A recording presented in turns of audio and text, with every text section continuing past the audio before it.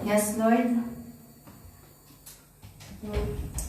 Lord God, maraming salamat, Panginoon, na nandito kami muli, O God, para nagbigay ng papuri sa iyo, Panginoon. And Lord God, ngayon naman po, Panginoon, makakarinig kami ng iyong salita, O God. And Lord, buksan mo po ang puso ng bawat isa, Panginoon, na tanggapin yung salita mo, Panginoon, na maipamuhay namin ito ayon sa iyong kalooban, O God. And Lord, na mas lalo pa kaming tumibay yung aming pananampalataya sa iyo, mas lalo pang tumatag, Panginoon, yung aming pagtitiwala sa iyo, Panginoon.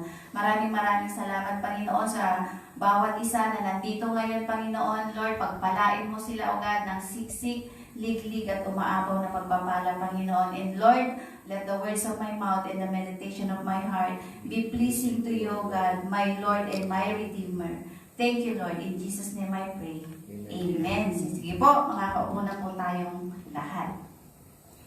So yun, ang ibabahagi ko po sa inyo ay tungkol sa, kay ano po ulit ito, kay Psalms ulit, kay King David po ulit. Diba, puro King David tayo ngayon sa Salmo. And bago po tayo mag-umpisa, i-declare nga po natin yan. Naniniwala po ba kayo that you have the mind of Christ? Amen. Kasi po marami akong naririnig na nagsasabi na hindi kasi ako makapag-memorize dahil mahina ako. 'Di ba? Hindi ako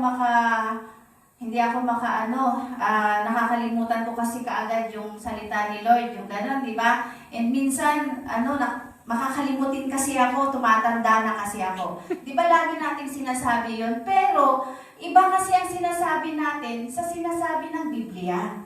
Ang sinasabi ng salita ng Panginoon. Di po ba?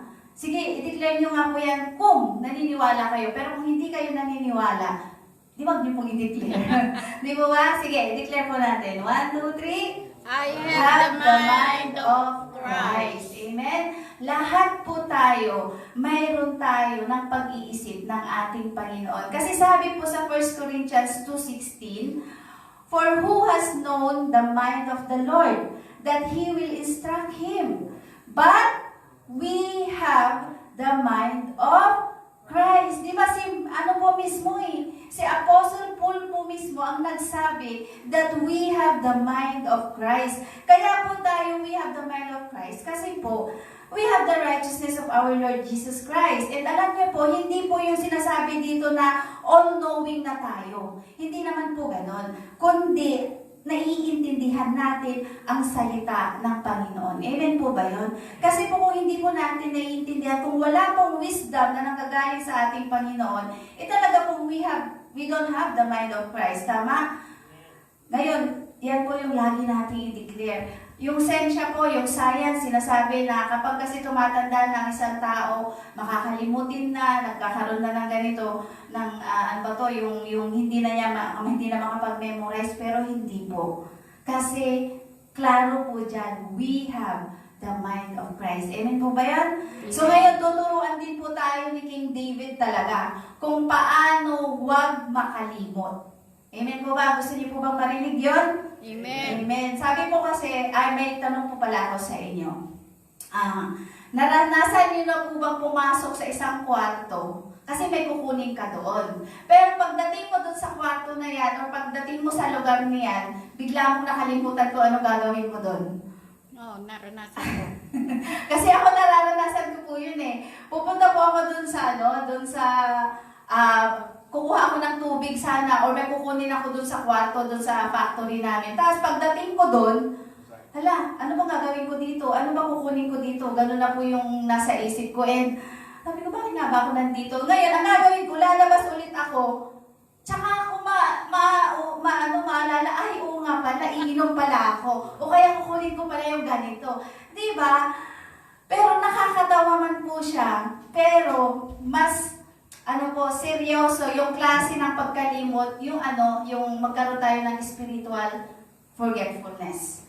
Dapat po, wag tayo magkakaroon ng spiritual forgetfulness. Yung hindi po natin dapat nakakalimutan kung gaano kabuti ang Diyos. Hindi po natin dapat nakakalimutan kung paano niya tayo iniligtas. At hindi po dapat natin kinakalimutan kung paano binibigyan tayo ng kalakasan ng ating Panginoon like the eagles. Amen po ba yun? Amen. Amen. So, tingnan po natin sa Psalms 103. Yan po yung aking ibabahagi sa inyong lahat. At ang title po natin ay Forget Not All His Benefits. All ang sinabi po. Alam niyo po, 5 po yun na sinasabi ni King David na huwag po nating kalilimutan. All His benefits. Dapat po laging pinapasalamatan natin yun. Amen po ba yun? Yan. Ang text po natin ay sa Psalms 103, 1 to 5. Sabi po dyan, basahin po natin, sabay-sabay po natin para mas maunawaan natin. Bless the Lord, my soul, and all that is within me. Bless His holy name. Bless Bless the Lord, my soul, and do not forget any of His benefits. Who pardons all your guilt, who heals all your diseases, who redeems your life from the pit, who crowns you with favor and compassion, who satisfies your years with good things so that your youth is renewed like the eagle. Wow, Amen. di ba? Yan po yung benefit na natatanggap natin, na natanggap na natin, at patuloy na tinatanggap mula sa ating Panginoon. Di ba? Alam niyo po ang sabi po dyan, di ba sabi po dun sa verse 1, Bless the Lord my soul. Ito po yung command ni King David sa kanyang kaluluwa.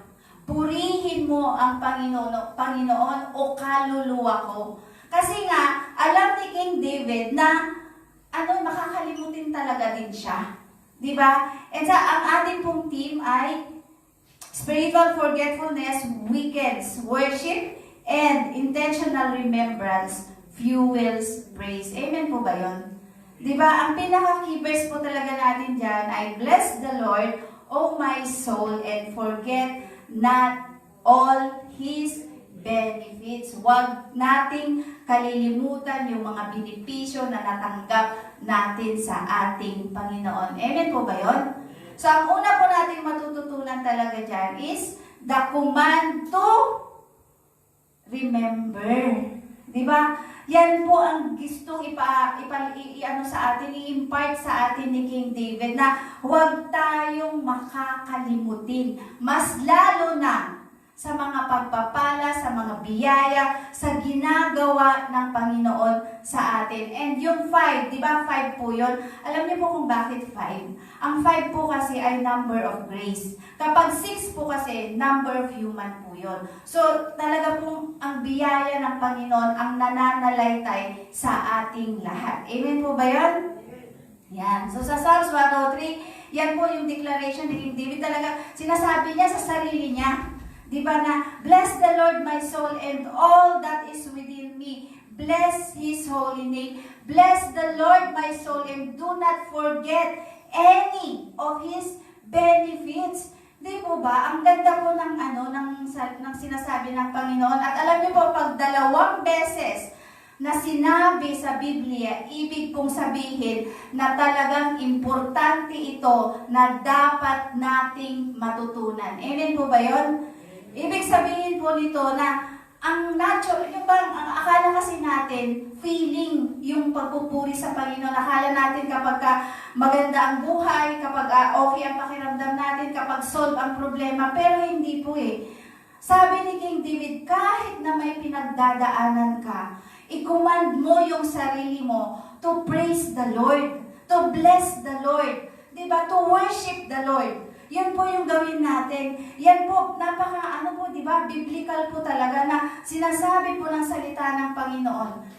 No, hindi tayo magre-rely sa emotion natin, sa feelings po natin. Kundi command yourself. Kasi may mga pagkakataon po sa umaga na dahil sa pagmamadali natin, hindi na tayo nakakapagpuri sa Panginoon.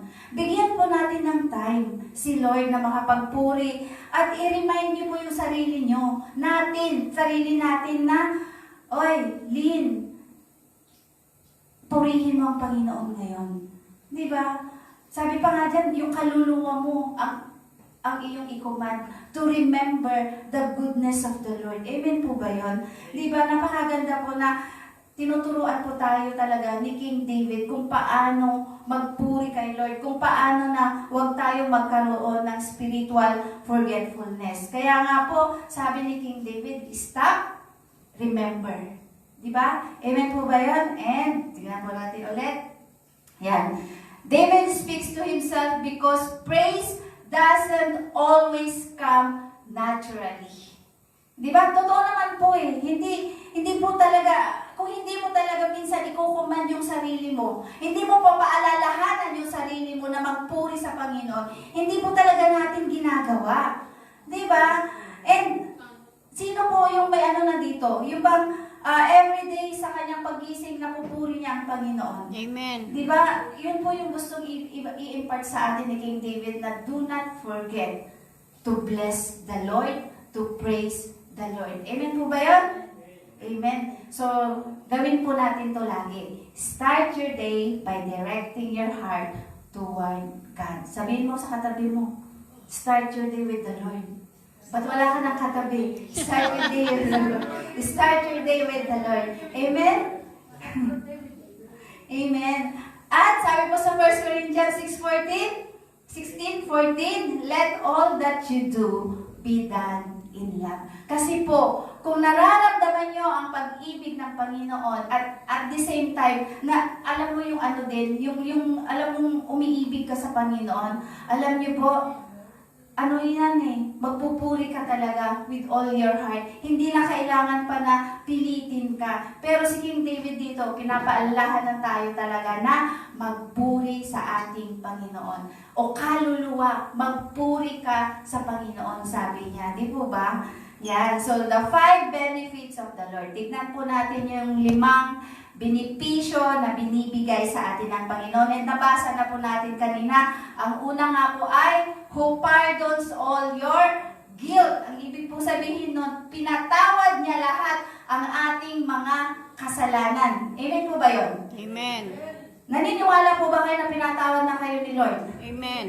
Partially ba or complete? Complete. Amen. Di ba? Forgiveness, yan. Who pardons all your guilt. Di po ba? Eh, sabi po, God removes the guilt of sin completely, not partially. Kasi minsan po tayo, mayroon tayong pagkakataon na pag nakagawa tayo ng kasalanan, kinukondem natin yung sarili natin na, ay Lord, nagkamali ako dito, Panginoon. Tapos ayaw mo nang lumapit kay Lord. Pero hindi po. Lagi niyo pong tatandaan, sabi nga ni King David, wag natin kaliligtaan, wag natin kalilimutan. And number 1 po talaga, sabi niya sa atin na wag natin kalilimutan na pinatawad na tayo ng Panginoon completely. Amen po ba yun? Amen. Amen. Kaya kasi alam niyo po kung hindi complete yung pagpapatawad ni Lord sa atin, kung hindi finish work yung pagpapatawad ni Lord sa atin, hindi pa rin tayo makakalapit sa Kanya.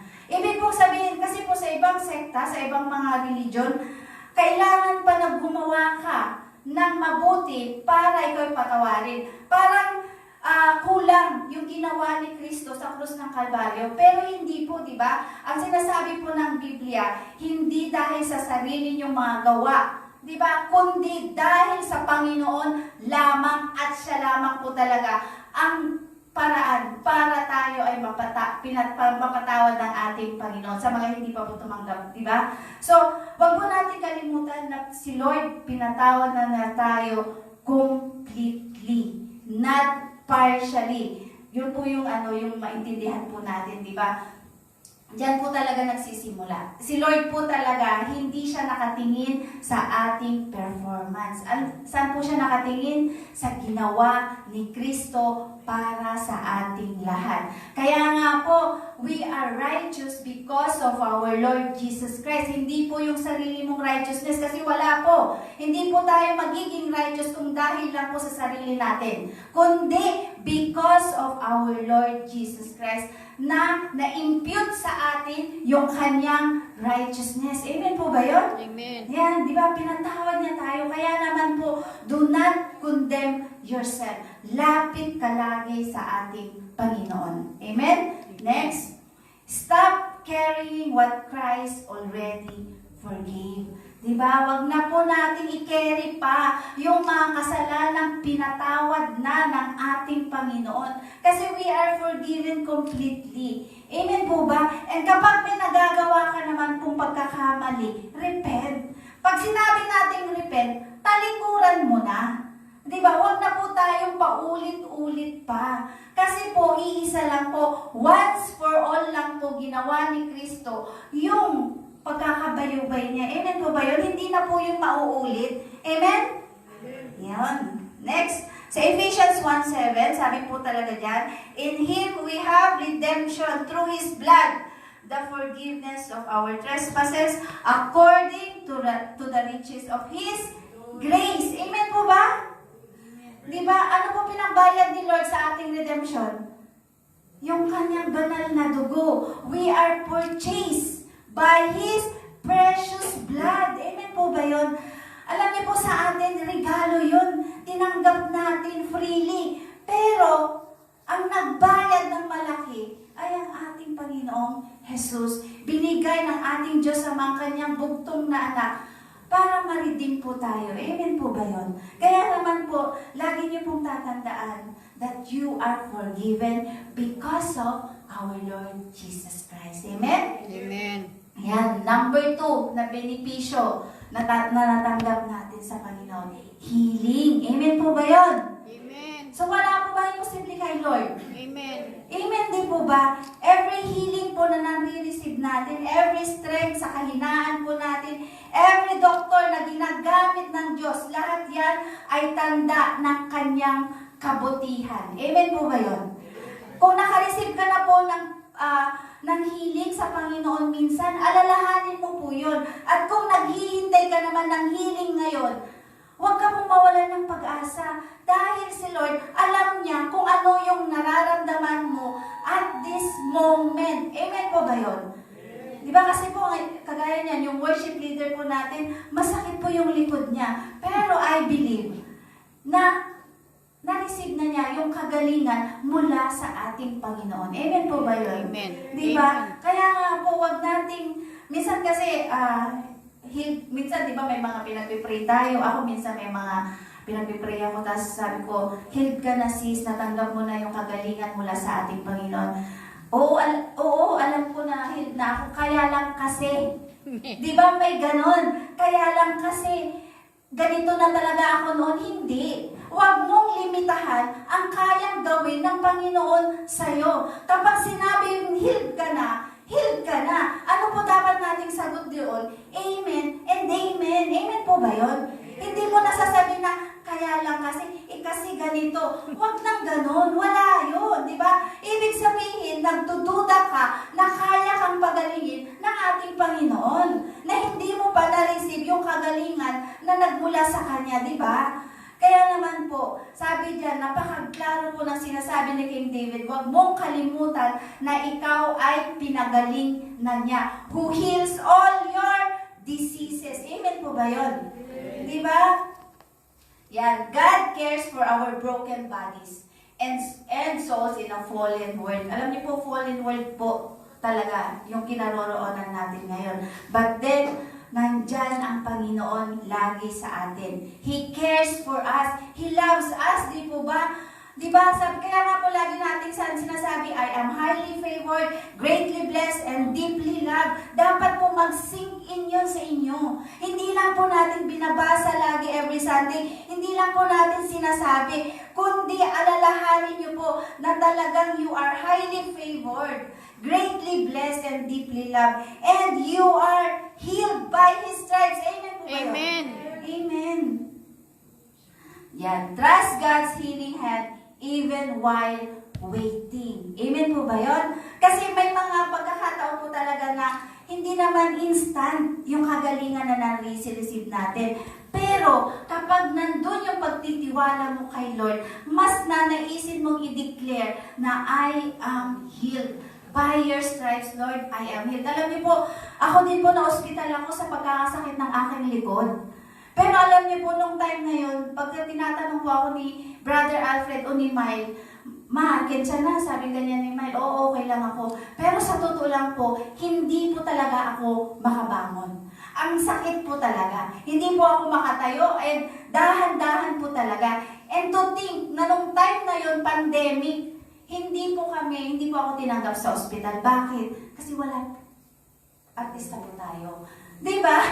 Pero alam niyo po, the goodness of the Lord pa rin po, yung talagang naranasan ko doon. Kasi nga po, may tumulong din po na makapagpa-check up tayo sa Ujungbo. And yun po, no? And to God be all the glory kasi muscle pain lang naman po yun. Pero kapag pala sumakit ang likod mo, alam mo yung para kang paralyzed.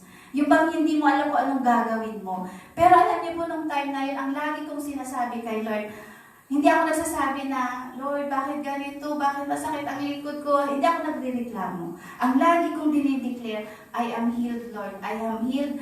By your stripes, I am healed. Yun lang po yung bukang bibig ko nung time na yon. And true enough, the Lord is good. Kasi po, natanggap ko po talaga yung kagalingan and never na po ako na ospital nang dahil sa likod ko. Amen po ba yun? Palakpakan nga po natin si Lord. Alam ko po na bawat isa sa atin, nararanasan din po natin yung kagalingan na nagmumula sa ating Panginoon. Kagaya po ni Pastor Ates, alam ko na-receive din po niya yung kagalingan. Grabe din po yan. Di po ba? So trust God's healing hand even while waiting. Amen po? Amen. Sa 1 Peter 2:24, yan po yung isang patunay talaga, di ba? Next po. Yun. He Himself, sabi niya, He Himself bore our sins in His body on the cross so that we might die to sins and live for righteousness. By His wounds, you are healed. Amen po ba yun? Hindi lang po physical, kundi lahat po ng aspeto ng buhay natin. Amen po ba yun? Amen. Ganon po kabuti ang ating Panginoon. He heals all your diseases. Pag sinabi pong all is all. Lahat. Amen po ba yun? Huwag po nating limitahan ang kayang gawin ng Panginoon sa ating buhay. Amen? Yan. So, number 3 na benefit is who redeems your life from the pit. Ano pong ibig sabihin ng pit? Yan po ay yung lugar ng despair, shame, minsan nahulog na po tayo dyan. And alam niyo po, yung dating buhay natin, di ba? Dati may mga manginginom, mayroong mga babaero, mayroong mga addiction tayo sa paninigarilyo, sa grabing paggamit ng social media, di ba? Dahil sa social media, hindi ka na makapag-pray, na nauuna yun. Alam niyo po, mga addiction po yan. And yan po ay nagiging, kumbaga, hindi na natin nabibigyan ng pagkakataon yung sarili natin to praise the Lord. Kaya naman po, mas lalo na ngayon sa social media, dun sa cellphone natin, kasi hawak-hawak na po natin yan eh. Remind yourself to praise the Lord. Huwag lang po puro cellphone. Huwag lang po puro social media, FB. Diba? Minsan mas marami tayong time dito. Kaya nga kinokorek tayo ni King David. Sabi niya, command yourself to remember the goodness of our Lord. Amen po ba? Yung mga benefits na natatanggap natin sa Kanya. Diba? Ang Diyos po Redeemer natin. Ibig sabihin po, binayaran niya na. Di ba? Ang halaga para mabawi tayo. Kaya naman po, di ba? Ibigay din po natin kung ano yung gusto ng ating Panginoon. Ang nais lang po ni Lord talaga is to spend time with Him. Na magkaroon po tayo ng time for the Lord. Amen po ba yun? Na ibibigay po ba natin yun kay Lord? Di ba? Alam niyo po si Lord, hindi siya sumigaw sa taas para bigyan tayo ng righteousness. Hindi siya, kundi, alam niyo po yun, yung bang hindi siya nag-command lang doon sa taas na, puntahan niyo yung mga anak ko, yung mga angels na yan para iligtas ninyo sila. Hindi po eh. Alam niyo po, pinababa niya mismo si Jesus para sa ating lahat, para siya mabayubay mismo, at para maranasan din niya yung mga nararanasan natin. Kaya nga po si Lord, si Jesus, naiintindihan niya kung ano yung nangyayari sa bawat isa sa atin. Kasi po, siya rin po, di ba, na-tempt din po siya. Di ba, tempted in all ways, pero po hindi nagkasala ang ating Panginoong Jesus. Kaya kung ano man yung pinagdadaanan mo ngayon, the Lord is in control. Kasama mo si Lord. Amen po ba yun? Di ba? Kung yun nga, yung buhay nga natin na basura, di ba? Niredeem tayo ng Panginoon. Nilagay niya tayo ngayon sa kinalalagyan natin. Amen po ba yun?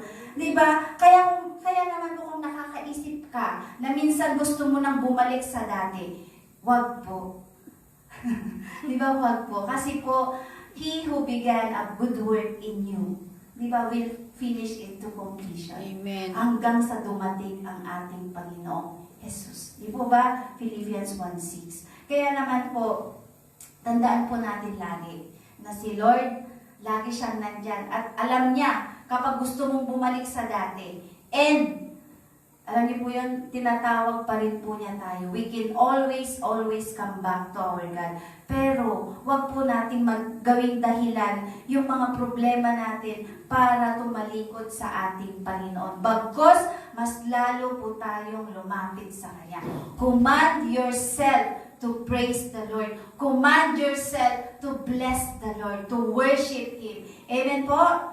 Amen. And God rescues us from hopeless situations at great cost. Di ba? Kaya nga, hindi talaga tayo, karapat-dapat. But because of our Lord Jesus Christ, naging karapat-dapat tayo. Dahil sa Kanyang banal na dugo. Dahil sa righteousness niya na na-impute sa ating lahat. Kaya nga po, nakakalapit tayo ng boldly sa ating Panginoon na wala ng pag-aalinlangan. Bakit? Kasi ang nakikita sa atin ng Diyos Ama ay ang ginawa ng ating Panginoong Jesus. Amen po? Ayan. So tandaan po natin ano po yung una? Who forgives all your diseases. Pangalawa, who heals all your diseases, who forgives all your sins pala. Tapos pangalawa is yung healing. Di po ba? And pangatlo, who redeems your life from the pit. Tingnan nyo, nag-preach ako dito, nakakalimutan ko pa. Kaya kailangan ko din talaga i-remind yung sarili ko, i-command yung sarili ko to praise the Lord. Na yung bang maalala ko yung mga benepisyo ng ating Panginoon na binigay niya sa atin. Amen po? Amen. Yan. Sa Luke 19:10, sabi po dyan, for the Son of Man came to seek and to save the lost. Alam niyo po yun? Hindi po pumunta si Jesus Christ dito para pagsilbihan siya. Kundi pumunta siya dito para sa atin, para pagsilbihan tayo, para may balik tayo sa ating Diyos Ama. Di po ba? Kaya nga, who redeems your life from the pit? Di ba? Ganun po kabuti ang ating Panginoon. Di ba? For the Son of Man. Yung Son of Man na sinasabi po dyan ay ang ating Panginoong Jesus. Siya po talaga ang naghanap sa atin. Hindi po tayo yung humanap sa Kanya. Kasi po minsan may mga sinasabi tayo na nahanap ko si Kristo nung ganito ako, nung ganitong edad ko. Pero hindi po. Si Kristo po ang naghanap sa atin. Siya po mismo ang lumapit sa atin. Amen po ba yun? Kasi po mahal niya tayo. Amen ba? And yung response po natin, yun yung yun yung pinaka-importante kung ano ang naging response natin nung time na yan. And true enough, ngayon po lahat tayo may sarili-sarili tayong relasyon sa ating Panginoon. And kayo lamang po ang makakasagot kung anong level ng relasyon mayroon kayo kay Lord. Di po ba? Amen po ba yun? Ako hindi ko po alam. Ako din po yung sarili ko. Talagang gusto ko rin po na ma-remind lagi yung sarili ko na I am nothing without our Lord Jesus Christ. Amen? Amen. And number 4, crowned with favor and compassion. Diba? Who crowns you with favor and compassion. Yan po yung nakalagay dyan, na kinoronahan po tayo ng hindi gold. Hindi gold, kundi kinoronahan po tayo ng favor, grace, unmerited favor na binigay ng ating Panginoon sa atin. Yung compassion niya, yung habag niya para sa ating lahat. Amen po ba yun? Di ba? Hindi lang tayo pinatawad, hindi lang tayo iniligtas, pinarangalan pa tayo ng ating Panginoon. Amen po ba yun? Di ba? Yun po dapat yung ipagpasalamat natin kay Lord lagi. Na mula sa pit, di ba? Mula sa pit, papunta sa corona. So lahat po tayo may crown na. Amen po ba yun? Amen. Sino ang walang crown dito? Oh, di ba? Lahat tayo may crown. Bakit? Kasi po tinanggap na natin ang ating Panginoong Jesus as our Lord and our Savior. Amen po? Amen. Di ba? So lahat po tayo kinurunahan ng kanyang pag-ibig at awa, pag-ibig at habag, ng kanyang biyaya, ng kanyang grasya. Amen po ba yun? Di ba? Yung grace po ni Lord, unlimited po yan. Every day of our life, nararanasan po natin ang grasya ng ating Panginoon. Mas lalo na po tayo mga artista, wala po tayong may pagmamalaki kay Lord. May consequence po ito. But then, we thank the Lord kasi because of His grace, iniingatan niya po tayong lahat. Amen po ba yun? Amen. Kaya naman ngayon, magkakasama pa rin tayo na nagpupuri sa ating Panginoon, na gumagawa ng kanyang ministry. Amen po ba yun? Amen. Amen. So, ngayon po, hindi na po tayo defined ng past natin. We are defined because of the love of our Lord Jesus Christ sa ating lahat. Amen? God replaces shame with honor and gives us new identity. Amen po ba yun? Alam niyo po ba kung ano yung new identity ninyo? Oh, hindi niyo na alam. Anong identity niyo na ngayon? Yes, amen. We are the children of our living God. Amen po ba yun? Yun po yung bago nating identity. Kaya, alam niyo po, mahal po tayo ng Panginoon eh. Di ba? Kaya wag mong sasabihin minsan na, tao lang kasi ako. Nagkakamali ako. Hindi. Tao lang kasi ako na hindi ko alam kung paano to. Hindi. Anak ako ng Diyos, hindi niya ako pababayaan. Anak ako ng Diyos, kaya naman itatawid niya ako dito. Anak ako ng Diyos, kaya siya ang tutulong sa akin. Anak ako ng Diyos, kaya malakas ako. Di ba? Pagka may sakit ka, kapag may nararanasan ka, kapag may kakulangan, sabihin mo, anak ako ng Diyos, He will supply everything I need. Di ba? According to His riches. Amen po ba yun? Kapag may sakit ka naman, ano sasabihin mo? I am healed. By His stripes, I am healed. Yun po yung ating sabihin. Huwag po yung complain. Alam niyo ba, kapag nag-complain tayo, sabi nga ng Panginoon, if you complain, you remain. Ibig sabihin nun, mananatili ka sa kinalalagyan mo. Kasi nagko-complain ka eh. Hindi mo talaga siya sinusurrender sa Panginoon. Di ba? But, pag hindi ka po nag-complain, ano po mangyayari? You will be raised. Amen? Itataas po tayo ng Panginoon at mapagtatagumpayan po natin anuman yung nararanasan natin ngayon. We are praying from victory, not for victory. Kasi po bakit? Dahil finish work na ng ating Panginoong Jesus. Amen po? Amen. Yan. Live as someone loved, not someone labeled by the past. Di ba kasi minsan ang tao ganito, ay naku yan, dati ang dami niyang ano yan, kakupol. Di ba may mga ganun tayo? Yun ang tingin sa atin ng tao kapag kung ano yung past natin. Di ba doon tayo nililabel ng tao. Pero, alam niyo po, mamuhay tayo na minamahal ng ating Panginoong Jesus, na pinapahal ng ating Diyos Ama. Amen po ba yun? Yung past natin, forgiven na din po yan ng ating Lord. Mas lalo na kapag nasa Kanya ka na, kapag anak ka na niya, hindi na yun yung identity mo, hindi na yung past mo, hindi na yung past life mo, kundi yung bagong ikaw ngayon. Amen po ba yun? Ano po sabi sa 2 Corinthians 5:17?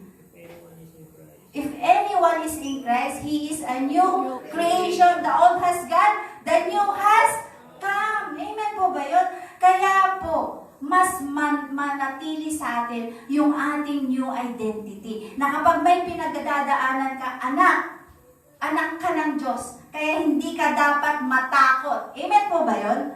Di ba? Yun po yung sabihin natin na anak ako ng Diyos, hindi ako dapat matakot. Lord, tanggalin mo yung takot na to. Lord, yung kapayapaan mo lamang ang maghari sa puso ko. Di po ba? Minsan natatakot po tayo, pero ang pinakamahalaga dito, remind yourself na hindi ka dapat matakot dahil kasama mo ang Panginoon. Amen po ba yun? Kasi pag natatakot po tayo, ibig sabihin, hindi ka nagtitiwala kay Lord. At ayaw po ng Panginoon yun. Ang nais po ni Lord na makita sa atin ay yung complete surrender natin sa Kanya. At sa biyaya ng Panginoon, magagawa po natin yun. Kung nakatingin po tayo sa lahat, sa goodness ng ating Lord, sa pagmamahal niya sa atin, sa biyaya niya sa atin. Amen po ba yun? Amen. Eh sabi po sa 1 John 3:1, yan, ang ganda-ganda po niya na sinabi ng ating ni John. Sabi niya, see what great love the Father has lavished on us. Yung lavish, di ba? Na siksik, liglig at umaapaw na pag-ibig ang binigay sa atin ng Panginoon. Great love, dakilang pag-ibig ang binigay sa atin ng Panginoon. Di po ba? That we should be called children of God. Amen. Si Sis Luz lang yata ang children of God dito. Siya lang yung nagbasa. Di ba? That we should be called Children of God. Oh, anak ba kayo ng Diyos? Amen. Amen. And that is what we are. Diba?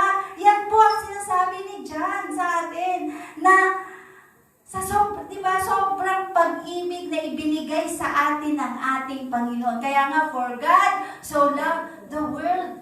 Diba? Yung, alam niyo po, yung sabi nga dito, see what great love the Father has lavished. Ibig sabihin na ibinigay. Sobrang pagmamahal. What manner of love, sabi pa nga po doon sa ibang version, what manner, kung anong, yung pag-ibig talaga ni Lord, hindi po natin matatawaran at hindi po natin maiintindihan. Pero, ang magrema po sa atin talaga is yung mahal na mahal tayo ng Panginoon. Kaya niya ibinigay ang kanyang bugtong na anak sa atin. Amen po ba yun?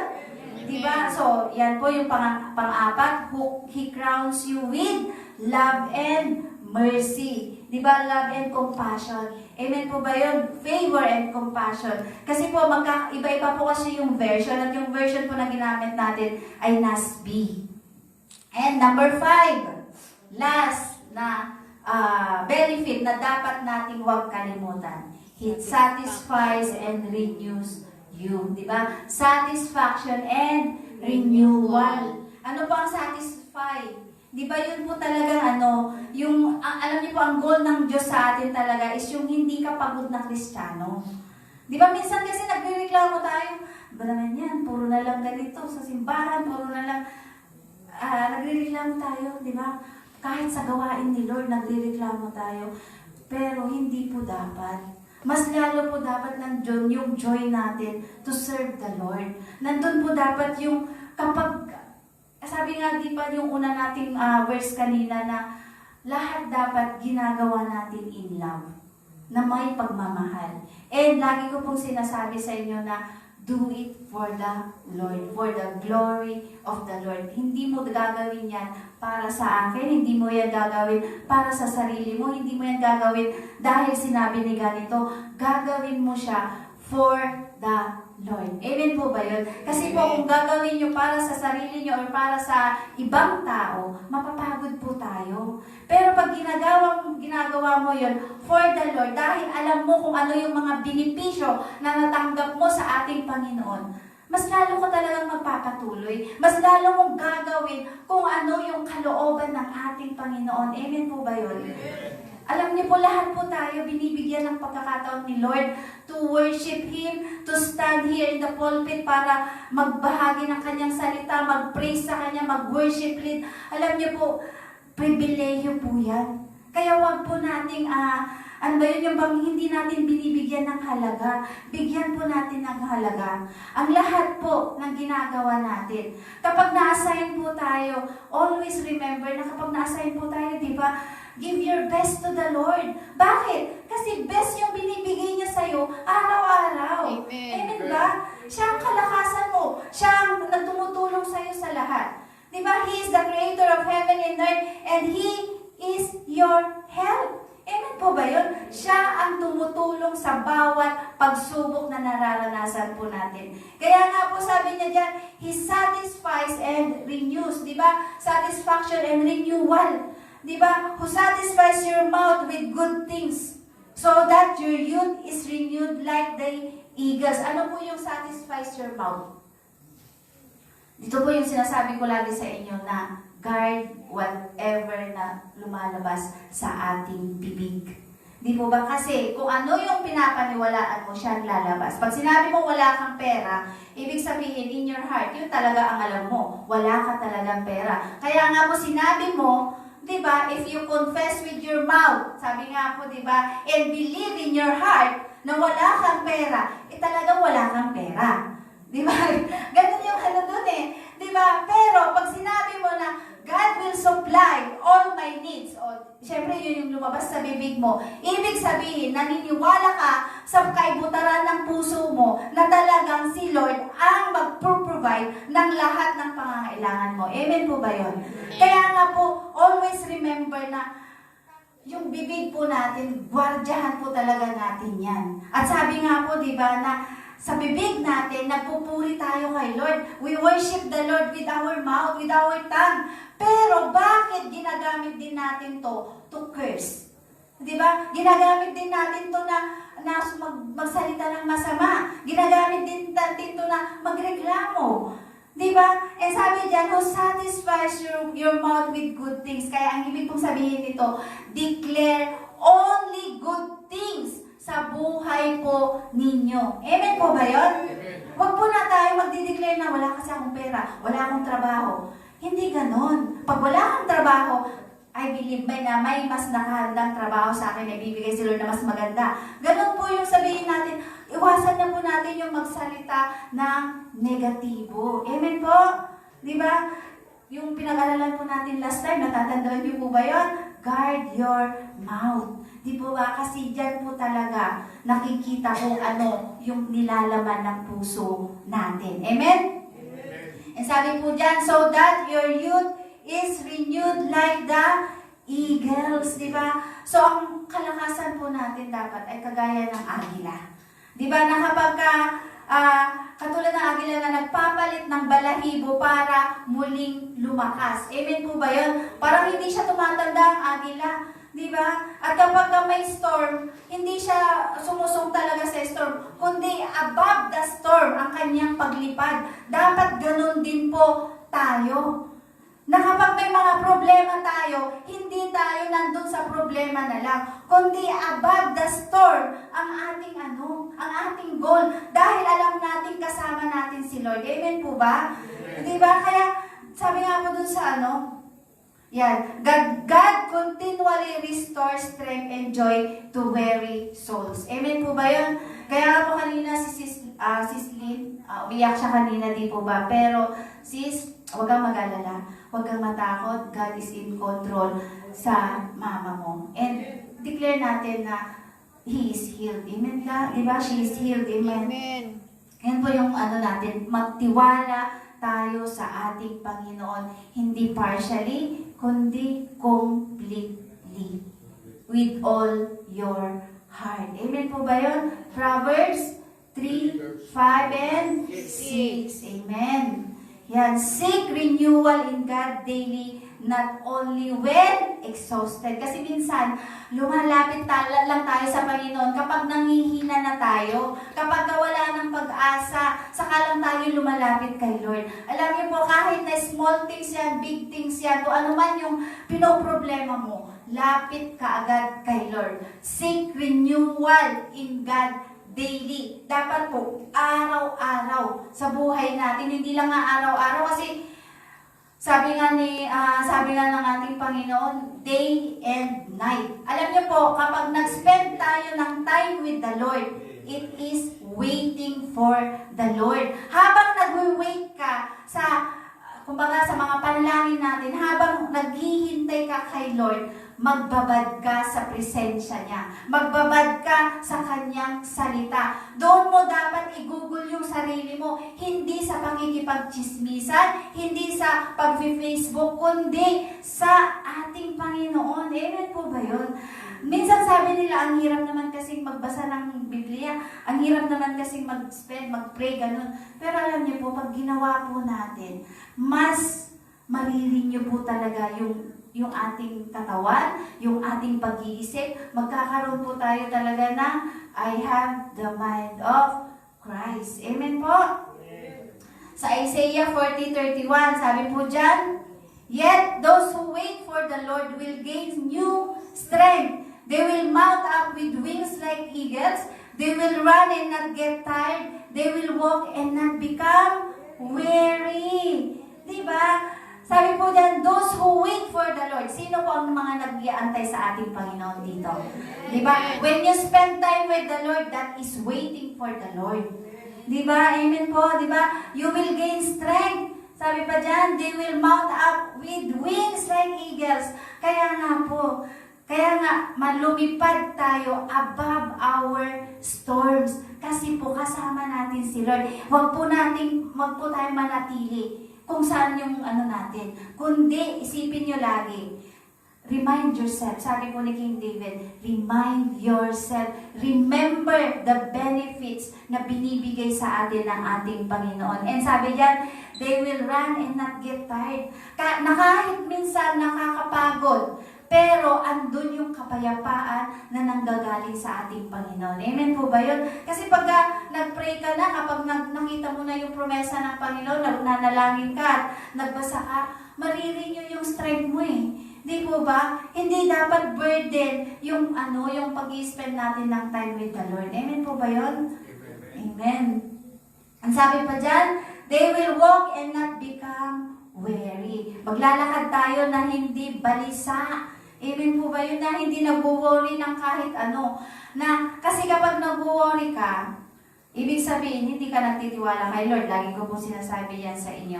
Pero, kapag ibinigay mo kay Lord at ipinagkatiwala mo sa Kanya, hayaan mo na si Lord na yung manguna doon. Amen po ba yun? Huwag na nating balikan. Amen po ba yan?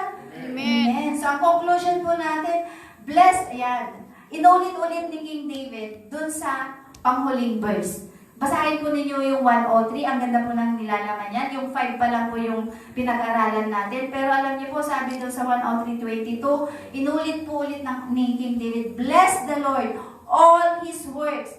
Bless the Lord, O my soul. Diba? Purihin mo ang Panginoon, aking kaluluwa. Sabi pa rin ni King David sa last. At alam niyo po, hinikayat din po niya yung mga angels, yung mga lahat po ng creation ng ating Panginoon to bless the Lord, to praise the Lord, to worship the Lord. Kaya yun po dapat yung gawin natin. Amen po ba yun? Na kapag alam niyo po yung sinayaw natin, weary soul, sabi doon, di ba, yung sinayaw natin na I thank God, yung gano'n, di ba, those who are weary soul, sabi niya, di ba, spend time with the Lord. Yun po yung gusto natin doon. At pasalamatin natin si Lord sa lahat ng mga pagsubok. Bakit? Dahil pagkakataon po yan upang maranasan natin ulit yung pagkilos niya sa buhay po natin, sa mga pagsubok na yan. Amen po? Amen. Kaya nga, rejoice, sabi niya whenever you face trials of many kinds. Di ba, remember, kasama mo ang Panginoon. Remembering God's benefits transforms gratitude into praise. Amen po? Hindi na po tayo magko-complain kapag po na-remember natin, lagi nating sinasabi yung mga benefits na nakuha natin sa ating Panginoon. It will transform us na maging mapagpasalamat. It will transform us na mas lalo pang magpuri sa ating Panginoon. Amen? Amen. So yan po, don't let forgetfulness steal your worship. Amen po. Huwag po nating hayaan yung pagkalimot natin na nakawin yung pagpupuri, yung pagsamba natin sa Panginoon. Remember and let your soul bless the Lord. Amen po? Amen. Kaya naman po, lagi po nating tatandaan yung 5 benefits na binigay sa atin ni King David. Una po is, who redeems your life? Hindi. Yan na, nakalimutan na natin ulit talaga. Di ba? Ano ba yung number 1? Who forgives all your iniquities. Di ba? Lahat, pinatawad na ng Panginoon. Pangalawa, who heals all your diseases. Pangatlo, who redeems your life from the pit. Pangapat, who crowns you with favor and compassion. And panglima, who satisfies your years with good things. Amen po? So yun po, i-remind natin yung sarili natin, pasalamatan lagi natin ang Panginoon na because of His unfailing love, because of His great love, because of His lavish love na binigay sa atin. Ngayon po, nakakapagpuri tayo kay Lord. Kaya naman po, huwag tayo manatili sa mga problema natin. Bigay natin yan kay Lord at alalahanin po natin yung goodness niya, yung pagmamahal niya sa ating lahat.